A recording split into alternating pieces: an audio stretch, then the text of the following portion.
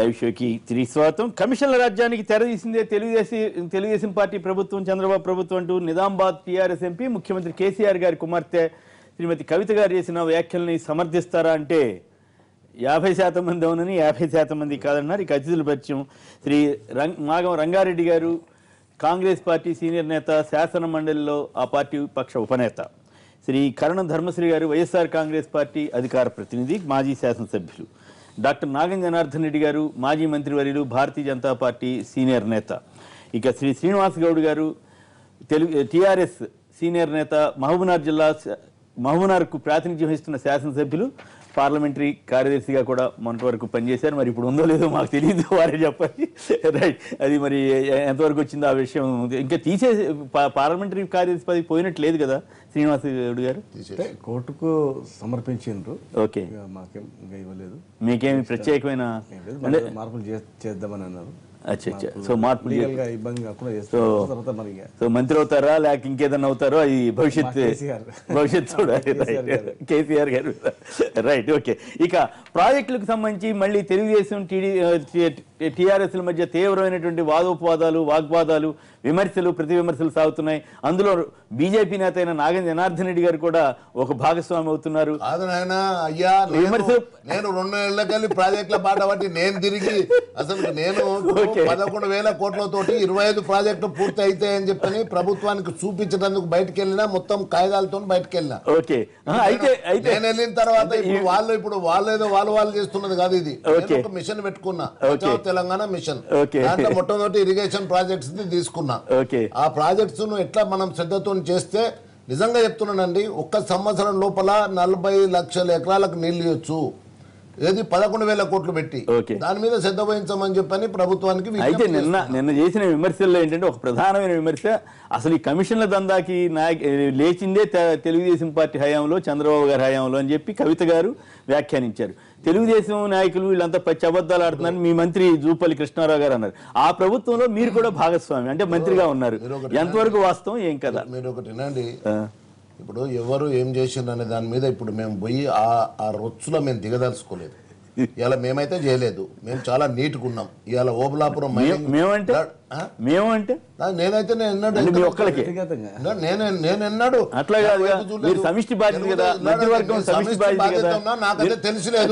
నాకైతే తెలిసిలేదు.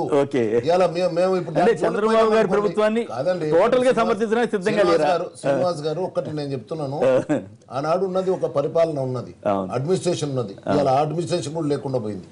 ఇవాళ నేను అందుకోసం చెప్తున్నాను, ఇప్పుడు దాంట్లో పోతే చర్చ మొత్తం డివేట్ అయిపోతుంది. ఇక మళ్ళీ వైఎస్ఆర్ ప్రాజెక్టులు 5 ఏళ్ళు నేను వైఎస్ఆర్ తో కొట్లాడింది మాట్లాడాల్సి వస్తుంది కాంగ్రెస్ మీద. ఎందుకు ఇప్పుడు నేను చెప్పేది ఇప్పుడు ఉన్నది. నాకు ఇవాళ విజ్ఞప్తి ఒక్కటి చేస్తున్నాను సార్ ప్రభుత్వానికి, మీ ఎన్టీవీ ద్వారా ఒకటి విజ్ఞప్తి చేస్తున్నాను. 1994 సెప్టెంబర్ సూరత్ లో ప్లేగ్ వచ్చింది సార్. ఎందుకోసం వచ్చింది? అక్కడ ఉండే గార్బేజ్ కానీ పరిసరాలు పరిశుభ్రం చేయనందుకు. సోమవారం నుండి ఈనాటి వరకు ఇవాళ మొత్తం హైదరాబాద్ లోపల దాదాపు 30,000 మంది జిహెచ్ఎంసీ వర్కర్స్ ఇవాళ స్ట్రైక్లో ఉన్నారు. ఇలా వాళ్ళు అంటే వాళ్ళు ఇప్పుడు కోరికలు అందరికీ ఉంటాయి. ఇప్పుడు మననే మనం ఆర్టీసీ కార్మికులకు పెంచినాము, ఎంప్లాయీస్కి చేసినాము, అందరికీ చేసినాము. మాకు కూడా 8,500 నుండి 14,000 చేయమని చెప్పని వాళ్ళు కొడతా ఉన్నారు ఈరోజు. ఎందుకంటే నేను ఒకటి, ఇది తెలంగాణ మొత్తం ఉంది, ఇప్పుడు ఏపీలో కూడా స్ట్రైక్ జరుగుతుంది. హైదరాబాదును సార్, స్వచ్ఛ హైదరాబాద్ దాన్ని ఇవాళ నిజంగా చెప్తున్నాను, ఒక గలీజ్ హైదరాబాద్ గానో బర్బాద్ హైదరాబాద్ గానో మాత్రం చేయొద్దని చెప్పి కార్మికులకు కూడా నేను విజ్ఞప్తి చేస్తున్నాను సార్. ఇది మీరు అక్రాస్ ది టేబుల్ మీరు అక్కడ కార్మిక నాయకులకు నేను విజ్ఞప్తి చేస్తున్నాను, అది చేయండి. ప్రభుత్వాన్ని కూడా, ఎందుకంటే మీరు 43 అడితే 44 ఇచ్చినందుకు వాళ్ళకి ఆశ పుట్టుకొచ్చింది. ఇప్పుడు అందుకోసం నేను ఇప్పుడు దాంట్లో వాళ్ళు అదే చెప్తున్నారు, అరే వాళ్ళు 43 అయితే 44 ఇచ్చిన మాకెందుకు చేరాయని. ఇప్పుడు దాంట్లో అందుకోసం హైదరాబాద్ ను మాత్రం కాపాడాలి, లేకపోతే దీని పర్యవసానం అన్ని రంగాల మీద పడుతుంది సార్. మొత్తం టూరిజం ఎఫెక్ట్. మున్సిపల్ కార్మికుల సంబంధించి వారు ఎట్లాగో ప్రస్తావించారు కాబట్టి మీరు కూడా ఒక్కొక్క మాట మాట్లాడండి. ఇప్పుడు ఈ సమస్యను అన్ని సమస్యల కన్నా ఇది పెద్ద సమస్య కదా. మనం మాట్లాడినప్పుడు ఇంతకు ముందు కానీ ఉద్యమంలో కానీ మాట్లాడేదంటే సామాన్యుల పక్షాన చాలా పెద్దగా మాట్లాడాం. ఇప్పుడు వాళ్ళను అనార్గనైజ్ సెక్టర్ని కానీ ఇంకో లేబర్ని కానీ వాళ్ళని ఇంత నెగ్లెక్ట్ చేయొద్దు. వారికి సంపూర్ణంగా మద్దతు ఇస్తాం. తప్పకుండా ఈ ప్రభుత్వం ముందుకు వచ్చి దాని ప్రాబ్లం సాల్వ్ చేయాలి. నిజమే, వాళ్ళ ఒక దినం వచ్చి సీపురు కట్టబట్టి టీవీలలో ఫోన్ ఇచ్చి బచావో బచావో ఇది బాగున్నది అది బాగుంది వచ్చేది ఆతయ్య అంటే బాగుండదు. తప్పకుండా దీని మీద ప్రభుత్వం ముందుకొచ్చి వాళ్ళ ప్రాబ్లం సాల్వ్ చేయాలి. సాల్వ్ చేయకపోతే వాళ్ళకి వేరే మార్గం లేదు. అంత మస్తు రాజకీయాలు చేశారు, అందులోకి వెళ్ళి డివైడ్ చేసి దాన్ని చేసి ఏం చేశారు.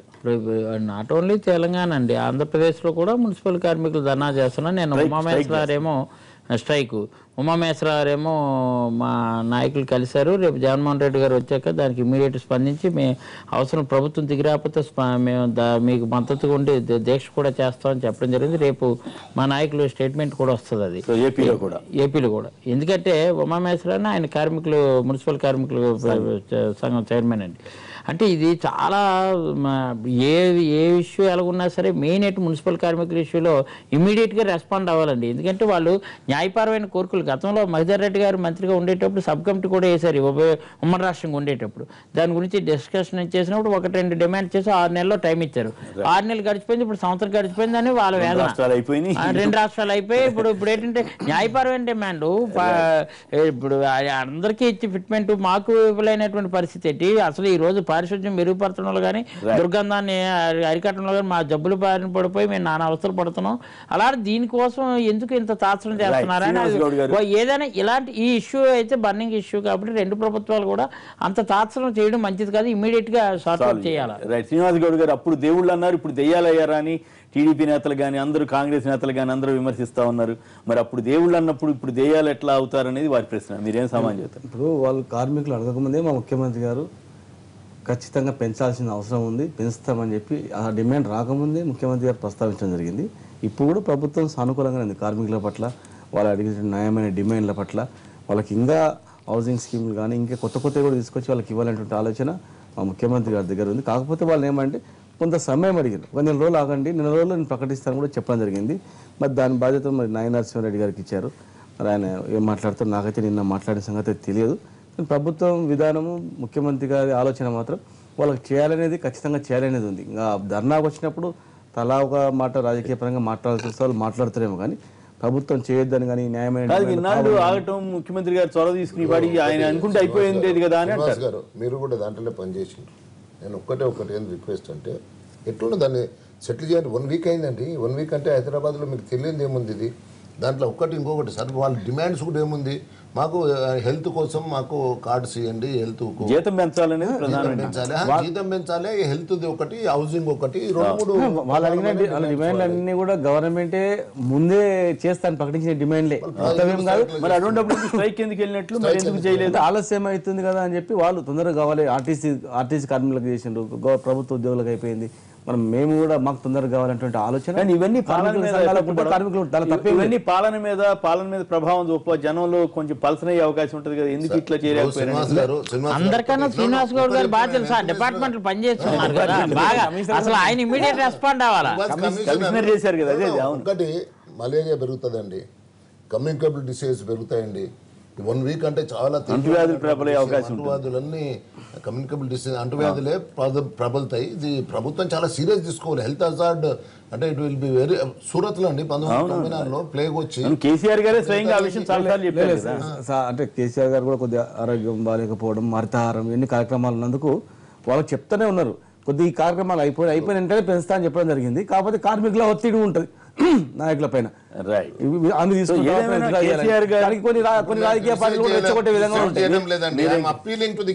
ఖచ్చితంగా ఈ 2-3 రోజుల్లో ముఖ్యమంత్రి గారు జోక్యం చేసుకుంటే ఆయన చేసుకుంటే అయిపోతుంది. ఇంకేదైనా ప్రాబ్లం ఉండి టెక్నికల్ గా ఏదైనా ఉందా అదేమన్నా ఉంటే అది వేరే విషయం. గత నెలలో పార్సిగుట్టకి వెళ్ళినప్పుడు కూడా కార్మికులకు మీకు ఇంత తక్కువ జీతాలు వస్తున్నాయి, కంపల్సరీ పెంచుతామ్మా, మీకు మంచి భవిష్యత్తు ఉంటుంది అని చెప్పడం జరిగింది. ఇప్పుడు కూడా వాళ్ళ డిమాండ్లు న్యాయబద్ధమైన కావని కానీ లేకపోతే దానివల్ల నెగ్లెక్ట్ చేయడం చేస్తామని చెప్పడం జరగకుండా పాపం వాళ్ళకి జీతాలు ఎక్కువగా కూడా ఏం అడుగుతలేరు. ఆ జీతాలు అది కానీ వాళ్ళు అడిగే చిన్న డిమాండ్స్ ఉన్నాయి, వాటిని ఫుల్ఫిల్ చేసేస్తే పోతుందండి. రైట్. ఇక ప్రాజెక్టుల విషయానికి వద్దాం. ప్రాజెక్టుల మీద చెప్పండి. నిన్న చాలా గట్టిగా మాట్లాడారు. ఎవరు అన్యాయం చేస్తున్నారు ప్రాజెక్టులకి? తెలుగుదేశం పార్టీ అన్యాయం చేస్తుందా, కాంగ్రెస్ చేస్తుందా, బీజేపీ చేస్తుందా, టీఆర్ఎస్ చేస్తుందా? ఎవరు అడ్డం పడుతున్నారు ప్రాజెక్టులకి? జనార్దన్ రెడ్డి గారు ప్రాజెక్టులకు ఎవరు అడ్డం పడతలేరండి. ఇప్పుడు తెలుగుదేశం తెలంగాణ నేతలు అడ్డం పడుతున్నారని మీరు ఒక్క నిమిషం, నేను మొత్తం నన్ను ఒక 2 నిమిషాలు చెప్పండి. ఎందుకంటే మొత్తం సమాచారం 32 ప్రాజెక్టులు చేపట్టడం జరిగింది తెలంగాణలో. ఒక 3 ప్రాజెక్టులు మాత్రమే, గుప్తా అలీసాగర్ శుద్ధబాగ్ ప్రాజెక్టు తప్పిస్తే మిగిలిన ప్రాజెక్టులు కాలేదు. ఇప్పుడు 2 ప్రాజెక్టులు ఈరోజు ప్రాణాయిత చేవెళ్ళ కానీ దుమ్ముగూడెం కానీ అది అయ్యే పరిస్థితి కనిపిస్తలేదు. దుమ్ముగూడెం పక్కే అన్నారు, ప్రాణాయిత చేవెళ్ళది కూడా ఇప్పుడు ప్రస్తుతానికైతే ఆపిపెట్టిండ్రు. ఇవాళ ఈ రెండింటిని పెట్టేస్తే మిగిలిన ప్రాజెక్టులు మనము కేవలం 11,000 ఖర్చు పెడితే 11,000 కోట్ల రూపాయలు ఖర్చు పెడితే మిగిలిన ప్రాజెక్టులను వెంటనే పూర్తి చేసుకునే అవకాశం ఉందండి. దాన్ని చూసే నేను ఒక సంవత్సరం తెలంగాణలో మన నీళ్ళు కిందికి పోతున్నాయి, ఆంధ్రలో దోసుకోపోతున్నారు అంటున్నాం కదా అని 6 నెలలు ఊరుకున్నాను. ముఖ్యమంత్రి గారికి ఎన్నో ఉత్తరాలు రాసినాను, ఈ ప్రాజెక్టులను నెగ్లెక్ట్ చేయొద్దు మీరు, అసలు నీరే మనకు జీవనాధారం, దానికోసమే కదా మన ఉద్యమంలో ఎక్కువగా నీళ్లు నిధులు ఉద్యోగాల కోసమే కదా జరిగింది మనం అని చెప్పి ఉత్తరాలు రాసినాను నేను.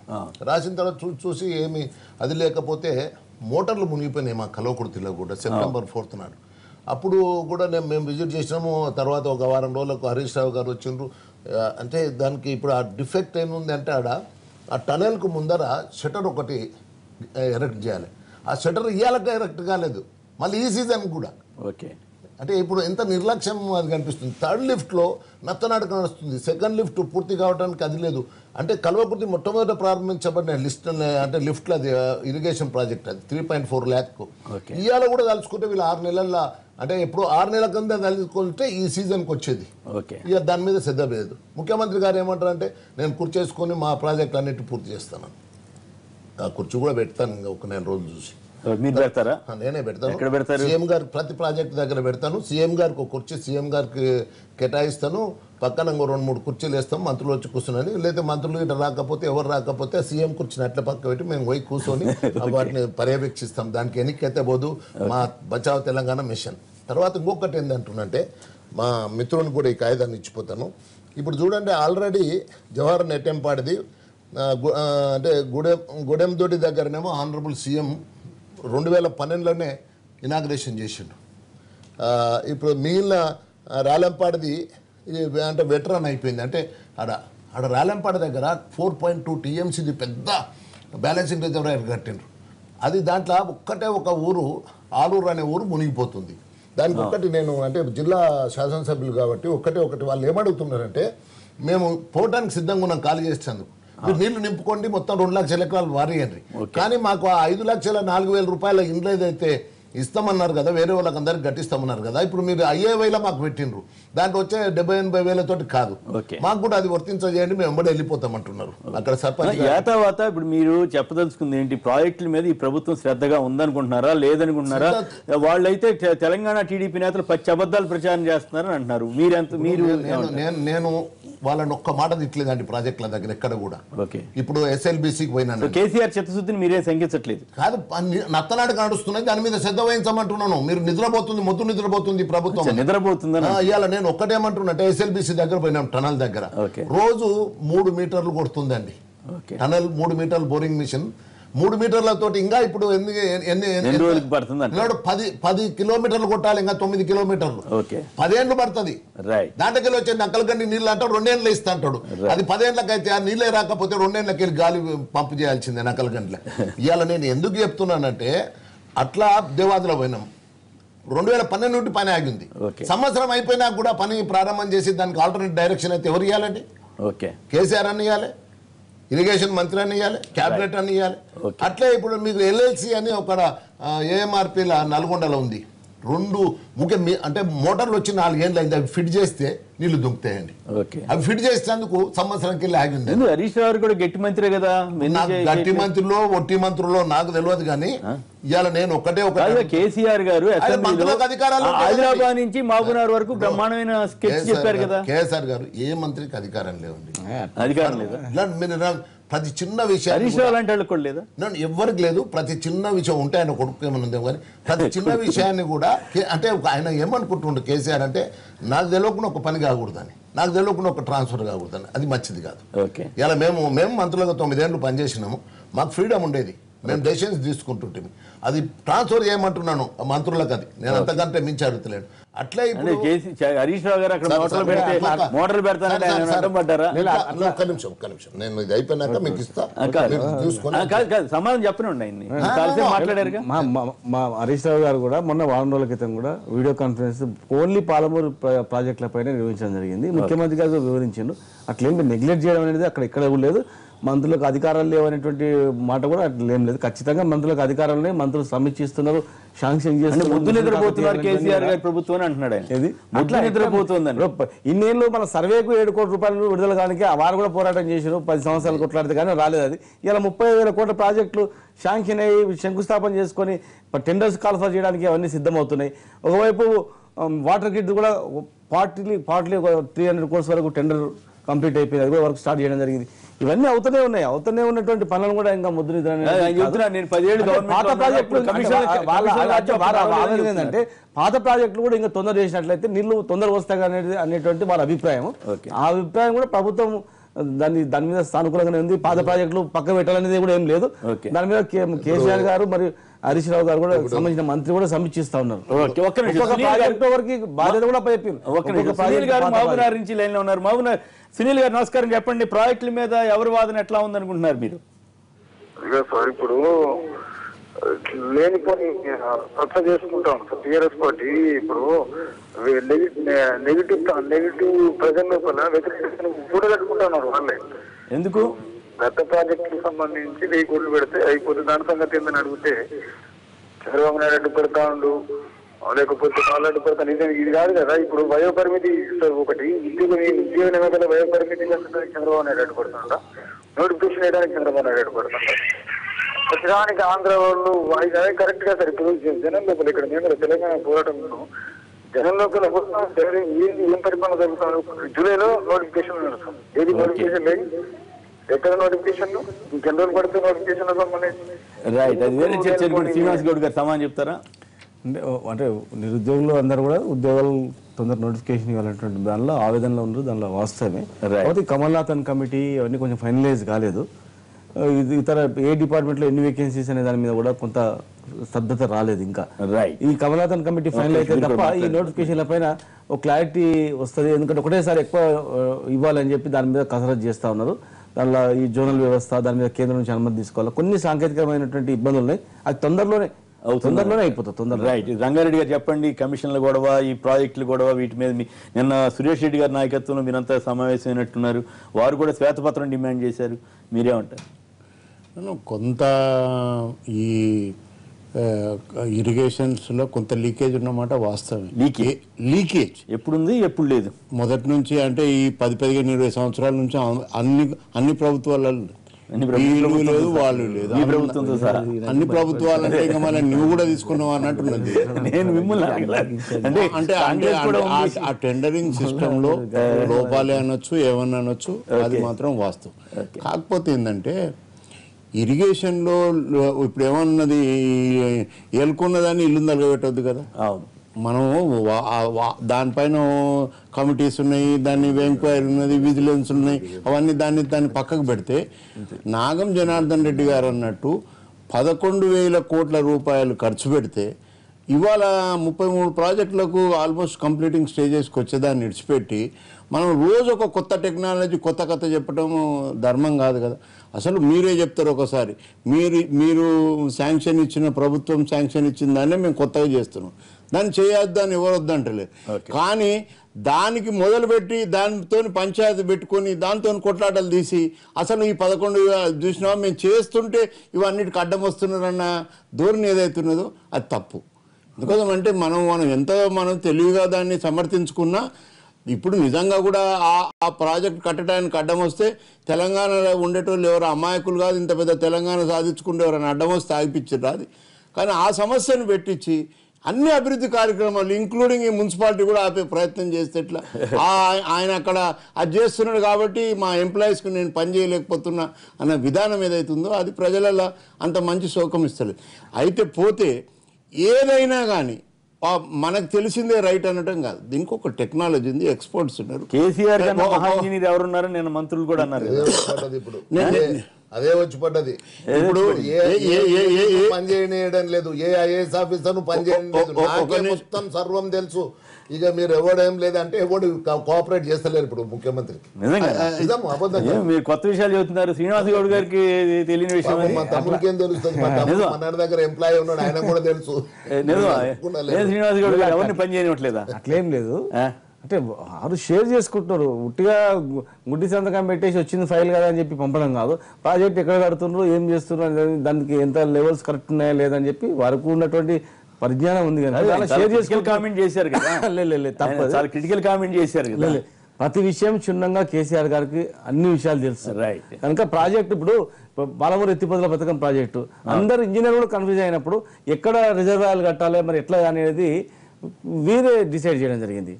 దానిలో మరి ఇంజనీర్లు అందరూ కూడా రిటైర్డ్ ఇంజనీర్లు మిగతా ఇంజనీర్లు అందరూ కూడా కరెక్ట్ ఇది చాలా బాగుంది, గతంలో ఎప్పుడో సర్వే కూడా చేసిపోయినారు, సేమ్ ప్లేస్ మీకు ఎట్లా దొరికిందని చెప్పిండ్రు.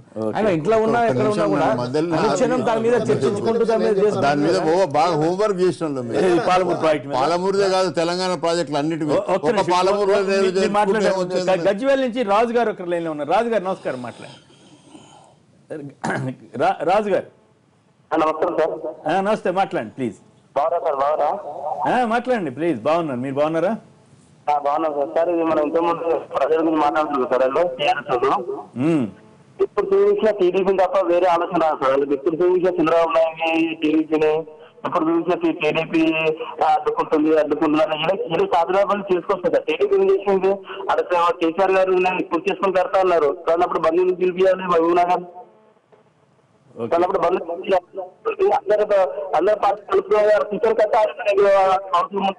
వాయిస్ సరిగా ఉన్నట్లేదు కాదు తమ్ముడు. ఇప్పుడు సెక్షన్ 8 అన్నప్పుడు సెక్షన్ 8 నేవలేసింది చంద్రబాబు నాయుడు. చంద్రబాబు నాయుడు గురించి మాట్లాడతారు. కరెంట్ ఇవ్వదు శ్రీశైలం గురించి అని చంద్రబాబు నాయుడు అన్నాడు, దాని గురించి మాట్లాడతారు. పాలమూరు ఎత్తిపోత పథకానికి అనుమతులు లేవు, ఇది కొత్త ప్రాజెక్ట్ అన్నారు. కాదురా బాబు, పాత ప్రాజెక్ట్ అని చెప్పినాం. మరి ఎవరైతే తెలంగాణ కట్టుకుంటారో వాళ్ళ గురించి మాట్లాడకపోతే ఇంకెవరి గురించి మాట్లాడాలి? రైట్. రామారావు గారు మిర్యాలగూడ నుంచి. నమస్తే సార్. కేసీఆర్ గారు నమస్తే, మాట్లాడండి. నమస్కారం. గుడ్ మాట్లాడండి. ఇంకా వీళ్ళు చేతగాక పరిపాలన చేతగాక చంద్రబాబు నాయుడు మీద అడగడం అవసరం సార్. వీళ్ళు రాష్ట్రం డివైడ్ అయిపోయింది.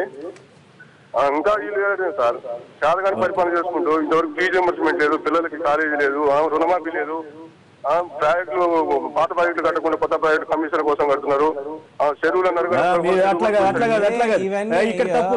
మీరు ఇక్కడ దొరికిపోయారు. మీరు తప్పు.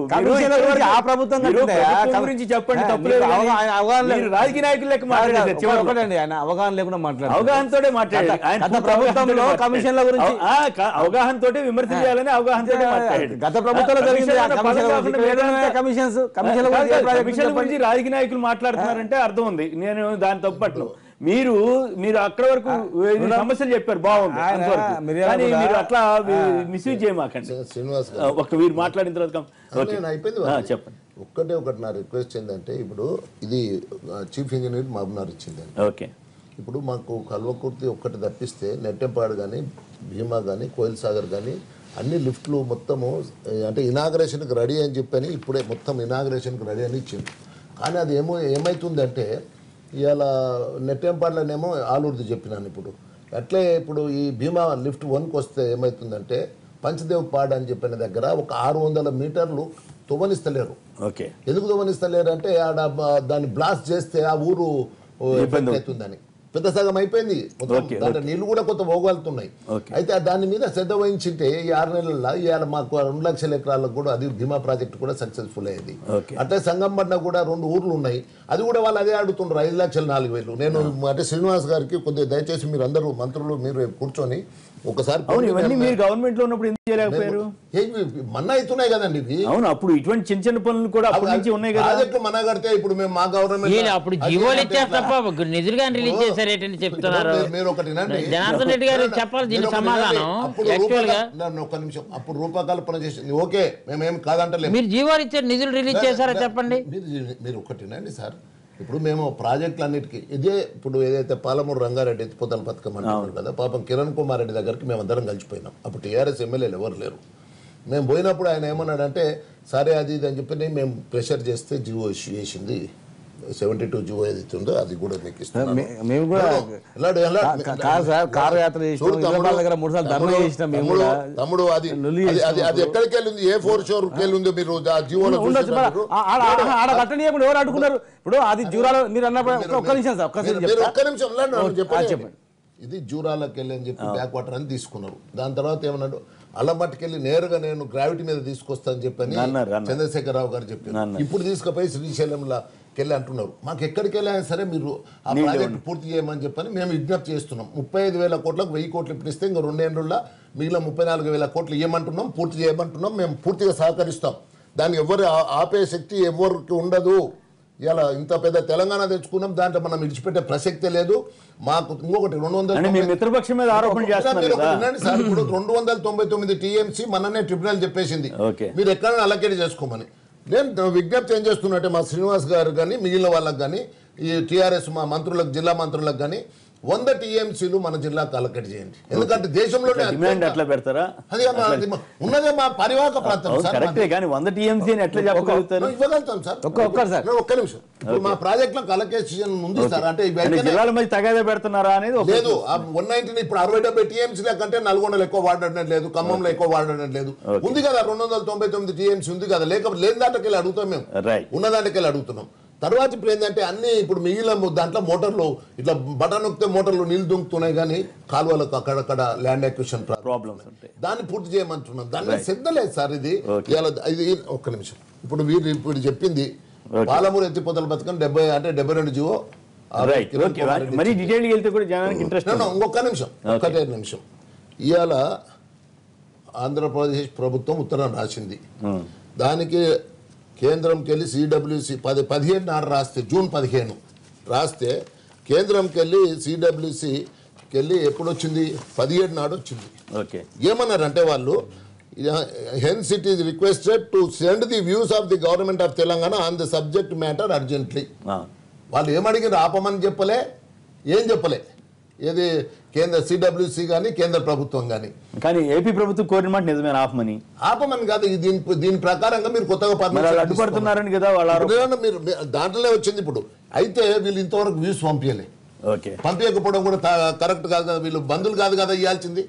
దాంట్లో మళ్ళీ వీరు ఏం చేసిందంటే ఇక్కడ ఈ గవర్నమెంట్ కూడా, the government of Telangana will take necessary steps for seeking approvals of statutory authorities as and when required and at an appropriate time అని చెప్పి వీళ్ళు కూడా రాసిండ్రు. ఏది ఆంధ్రప్రదేశ్ ప్రభుత్వానికి రాసిండ్రు లేక. అంటే ఈ ప్రభుత్వం కూడా మేము అప్రూవల్స్ తీసుకుంటామని చెప్పని దీనికి బంధుకు కారణం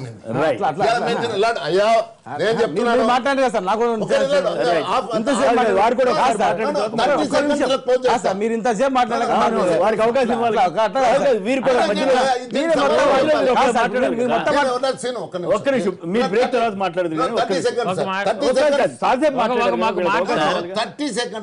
ఇప్పుడు ఒకటి ఏంటంటే అలా నేను 7th 8th మనం తిరిగినాం కదా మేము బచావ్ తెలంగాణ మిషన్. రాత్రి మేము అందరినీ ఆడికి పిలిచిండు కదా, ఎవరికి జితేందర్ రెడ్డి ఇంటికి పిలిచిండు, మంత్రులు గిట్ట బాగా దుబ్బులు పెట్టిండు. 1000 కోట్లతోటి మొత్తం 18 లక్షలు.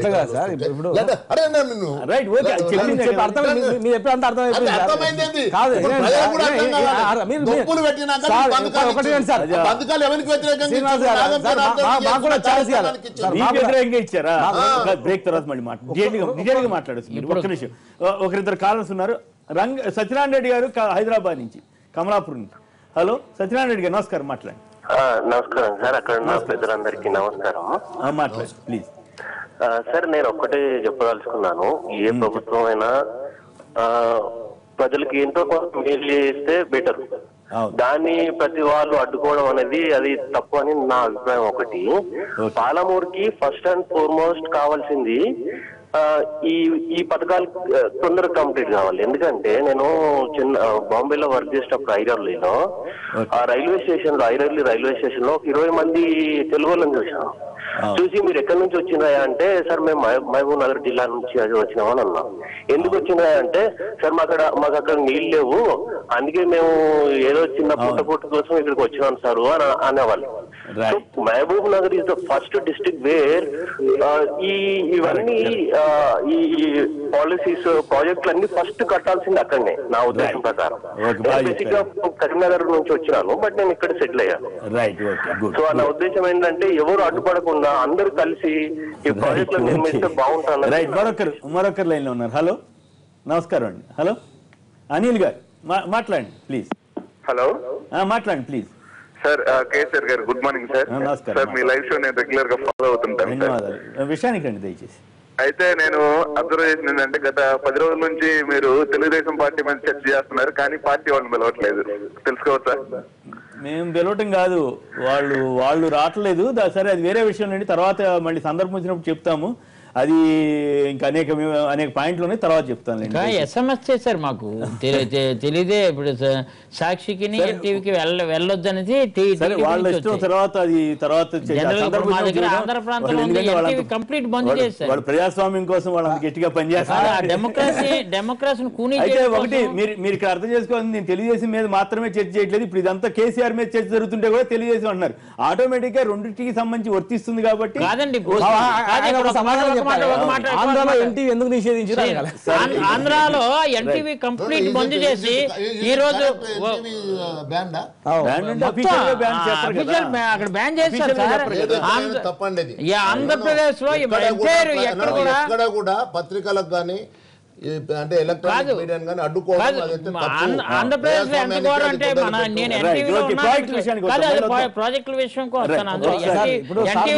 శ్రీనివాస్ అన్న ఒక మాట, ఎన్టీవీలో ఉన్నామని కాదు, రియల్ గా ఏంటంటే ఈ డిస్కషన్ పర్టికులర్ డిస్కషన్ మాత్రం కేఎస్ఆర్ ఈ డిస్కషన్ ఎప్పుడు కూడా అన్ని టీవీల కన్నా బాగా చూస్తారు. అక్కడ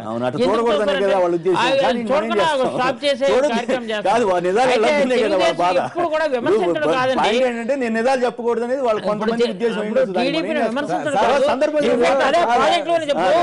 ఎప్పుడు కూడా తెలుగుదేశం ప్రాపకం కోసం ఏంటంటే ఎప్పుడు ప్రాజెక్టుల దగ్గర ఏంటంటే పునాదురాలు వేసి అక్కడ ఉన్న ప్రజలను అనాథులు చేయడమే లెక్క అయితేనే రాజశేఖర రెడ్డి అయ్యంలో ఆ వేళ సమాధురాలకి అని చెప్పి అక్కడ మేము వెళ్ళేట పిండ ప్రదానాలు చేస్తేనే కానీ రాలేదు. అప్పుడు ఏంటంటే మొక్కలాటం అన్ని జనార్దన్ రెడ్డి గారు కూడా కొంచెం ఈ మాట అంటే కొంచెం బాధ అనిపించేది. ఇప్పుడు వచ్చి కానీ ఎప్పుడు కూడా ఏ విషయంలో కూడా ఇరిగేషన్ ప్రాజెక్టు విషయంలో తెలుగుదేశానికి ఎక్కడ చిత్తశుద్ధి ఉందండి? ఎప్పుడు ఉంది? 1996 ఈ ప్రాజెక్టులు అయినా సరే రాజశేఖర రెడ్డి అయ్యాలో వెలుగులోకి వచ్చి జీవోలు ఇచ్చినంత మాత్రం కాదు, నిజ ఎక్కడ పునాదురాలు లేచి కూడా అదే అయిపోయింది అనుకోవడం. ఆ రాజశేఖర రెడ్డి గారు వచ్చిన తర్వాత ఈ ప్రాజెక్టులు అన్నిటి కథలకు వచ్చాయి. దానికి ఇంకో రకంగా ఏదో వీళ్ళు ధనయజ్ఞం ఏదో మార్పు చేసి అలా అనుకోవచ్చు. కానీ ఈరోజు ఇరిగేషన్ ప్రాజెక్టులకు సంబంధించి ఎంటైర్ ఉమ్మడి రాష్ట్రాల్లో అంటే అప్పుడు ఉన్నటువంటి ఆంధ్రప్రదేశ్లో రాష్ట్ర కోసం బయటికి వెలుగులోకి వచ్చాయంటే ఆయన పుణ్యం, అది మర్చిపోవడం వీల్లేదు. ఒక బ్రేక్ తర్వాత మళ్ళీ శ్రీనివాస్ గౌడ్ గారు సమాధానం చెప్తారు. ఎవరు? జితేందర్ రెడ్డి గారు నమస్కారం అండి, మాట్లాడండి. జితేందర్ రెడ్డి గారు హలో. హలో నమస్కారం, మాట్లాడండి ప్లీజ్. హలో మాట్లాడండి, మాట్లాడాలి, తొందరగా మాట్లాడాలి. హలో తమ్ముడు మాట్లాడు, ఆలస్యం చేయకు. ఎంపీ గారా? అన్నా నమస్తే. ఎంపీ గారా? Okay okay, you're welcome sir. అన్నా ఇప్పుడు అన్నా ఆనాడు చంద్రబాబు నాయుడుకు మొట్టమొదటిగా ఈ ప్రాజెక్టులు పూర్తి కావద్దని ఒక దురుద్దేశంతోటి నేనున్నప్పుడు నీ ఎంబడున్నప్పుడు నీ పక్కన ఉన్నప్పుడు నువ్వు నన్ను ఎత్తుకున్నప్పుడు అప్పుడు ఆ టైంలో ఏదైతుందో కావాలని చెప్పి అమావాస్య దినం నాడు వద్దంటే కూడా అమావాస్య నాడు ఆయన ఫౌండేషన్ వేయడం జరిగింది. ఎందుకంటే ఈ ప్రాజెక్టు ముందరకు పోద్దని నంబర్ 1. నంబర్ 2 ఇంకోటి నేనేమంటున్నా అంటే ఇప్పుడు నువ్వు అన్నది బాగుంది. 299 ఏదైతే ఉన్నదో టీఎంసీ అలాట్ అయింది, దాంట్లోకి వెళ్ళి 100 టీఎంసీలు మహబూబ్ నగర్ జిల్లా కేటాయిస్తే మంచిగా ఉంటది కదా అని అన్నది. నీ సలహాను తప్పక మేము పాటిస్తాము, అటువంటి ఆ లైన్లోనే ముందరికి పోతామని చెప్పి కూడా నీకు హామీ ఇస్తున్నాము. మూడోది ఏంటంటే ఇప్పుడు ఈ ప్రాజెక్టులు ఈ బంధకాలు ఎందుకు చేసిండ్రు, ఎందుకు ఇది అని చెప్పి నువ్వు ఏదైతే ఒత్తాసు పలుకుతున్నావు వాళ్ళకు, మళ్ళీ నీకేమైనా ఐడియా ఉందా? టీడీపీలకు ఐడియా ఉన్నదా? ఎందుకంటే ఇవాళ యాక్చువల్లీ వాళ్ళు ఆ లెటరు రాయడం అన్యాయమా కాదా? నేను అనేది ఇప్పుడు ఆడ వాడు ఏం రాసిండు జవాబు అనేది ముచ్చట కాదు. ఇప్పుడు దాంట్లో మనము సిడబ్ల్యూసి క్లారిఫికేషన్ అడగడం కూడా తప్పు. ఎందుకంటే మీకు వాళ్ళకు తెలుసు 100% జియోల పేపర్ వాళ్ళ దగ్గర ఉన్నాయి. ఆల్రెడీ వాళ్ళకి పోయి కలవడం జరిగింది, అందరికి పోయి రిప్రజెంటేషన్ చేయడం జరిగింది. నాయన మేము ఇవి యూజ్ చేసుకుంటున్నాం, రైట్ రైట్ మాకున్నవి, ఆ ఫస్ట్ రైట్ రైట్ ద్వారా మేము తీసుకుంటున్నామని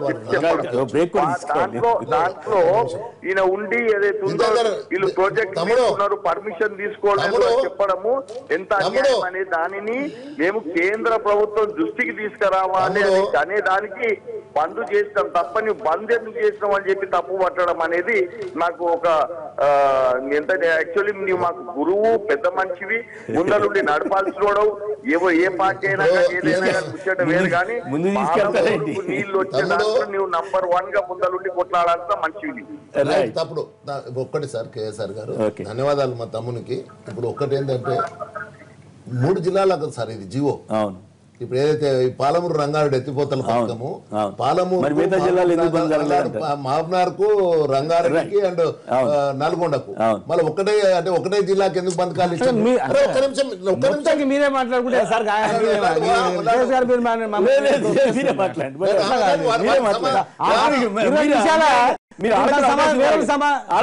సమాధానం చేయకుండా నువ్వు మొత్తం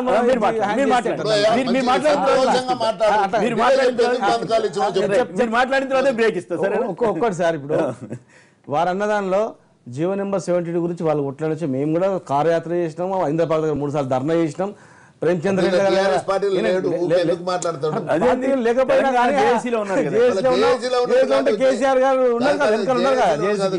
కేసీఆర్ ఎందుకున్నాడా? కోదండరామ్ ఉన్నాడు, జేసీని పెట్టిందే కేసీఆర్ గారు. కొట్లాడినాము ఆ రోజు కూడా అందరు అన్నారు తెలంగాణ వస్తున్నప్పుడు దీని గురించి ఎందుకు మాట్లాడుతారంటే లేదు ఉమ్మడి రాష్ట్రంలో దీనికి అవసరమా కాదని ఈ ప్రభుత్వం నిర్ణయిస్తే రేపు భవిష్యత్తులో కూడా దీనికి ఇబ్బందులు ఉన్నటువంటి ఆలోచన ఆ రోజు మేము చేయడం జరిగింది. రెండవది మీరు అన్నట్లు జూరాల నుంచి ఉంది, జూరాల నుంచి తీసుకోవాలి 10 లక్షల ఎకరాలకు నీళ్లు అందించే ఈ స్కీమ్ తీసుకోవాలని చెప్పేసి సర్వే చేయడానికి నిధులు మంజూరైనాయి. కానీ ఈ రోజు అక్కడ తీసుకుందామంటేనేమో అక్కడ 2 టీడీపీ ఎమ్మెల్యేలు కోయిల్కొండలో కట్టినట్లయితే రిజర్వాయర్ కట్టినట్లయితే మా శవాల మీదకి ఇవ్వాలని చెప్పి జిల్లా పరిషత్ వచ్చి ధర్నా చేసి హంగామా చేసి మొత్తం టోటల్ చేసి అక్కడనేమో ఆ టీడీపీ ఎమ్మెల్యేలు అడ్డుకుంటారు. సరే అని చెప్పి అలిమట్టి నుంచి కూడా ప్రయత్నం చేసిండు, కానీ అక్కడ కూడా వీళ్ళు కేంద్రం నుంచి ఒత్తిడి తీసుకొచ్చి అక్కడ రానియకుండా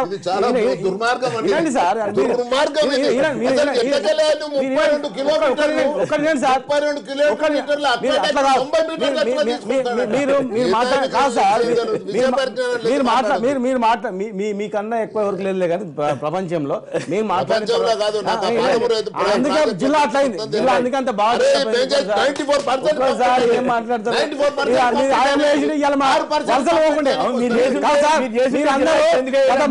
సంవత్సరాలు రాజకీయాలు ఉన్నారు సార్. మీరందరూ మా జిల్లా ఎట్లా మీరు కొట్లాడవచ్చు, మీరు కొట్లాడవచ్చు కానీ ఎందుకు చేయలేకపోయారు సార్? మీరు మాట్లాడవచ్చు.